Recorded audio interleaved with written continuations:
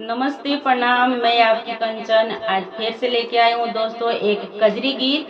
तो दोस्तों इस कजरी गीत में है कि समय के अनुसार जैसे अब के नए लोग कजरी झूमर यह पारंपरिक गीत कहाँ गा रहे हैं, कोई नहीं गा रहा है। फिल्मी भोजपुरी यही सब गाना चल रहा है। तो दोस्तों हम इसी पे एक गीत लेके आए हैं, जैसे कि ये छूटा जा रहा है, इसको सब लोग भूल जा रहे हैं। तो चलिए हम सुनाते हैं कि घेरली माया के वो बदरिया अब के गावे कजरिया ना। कि घेरली माया के वो बदरिया अब के गावे कजरिया ना। अब के गावे कजरिया ना, अब के गावे कजरिया ना। रुसली अमवा पर हो कोयलिया अब के गावे कजरिया ना। रुसली अमवा पर हो कोयलिया अब के गावे कजरिया ना। अब के गावे कजरिया ना, अब के गावे कजरिया ना।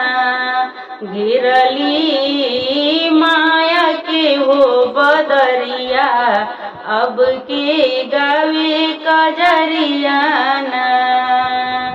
फिर से ना आई है वो दिनवा कहे रोई रोई सवनवा। फिर से ना आई है वो दिनवा कहे रोई रोई सवनवा। कि टूटली सोपत के हो रसरिया अब के गावे कजरिया ना। कि टूटली सोपत के हो रसरिया अब के गावे कजरिया ना। घेरली माया के हो बदरिया अब के गावे कजरिया ना। घेरली माया के हो बदरिया अब के गावे कजरिया ना। सब ओरे तानी तनवा बड़कना में छोटे दर्शनवा। सब ओरे तानी तनवा बड़कना में छोटे दर्शनवा। कि मन में नफरत के बाजहरिया अब के गाई कजरिया ना। कि मन में नफरत के बाजहरिया अब के गावे कजरिया ना। अब के गावे कजरिया ना, अब के गावे कजरिया ना। कि रुसली अमवा पर हो कोयलिया अब के गावे कजरिया ना। रुसली अमवा पर हो कोयलिया अब के गावे कजरिया ना। गावेली कंचनी गीतिया जौन देखत बाई नयनवा।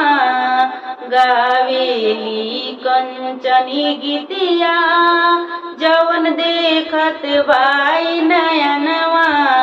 कि बदलल जुगवा के हो नजरिया अब के गाई कजरिया ना। कि बदलल जुगवा के हो नजरिया अब के गावे कजरिया ना। अब के गावे कजरिया ना, अब के गावे कजरिया ना। रुसली अमवा पर हो कोयलिया अब के गावे कजरिया ना। रुसली अमवा पर हो कोयलिया अब के गावे कजरिया कि घेरली माया के वो बदरिया अब के गावे कजरिया ना।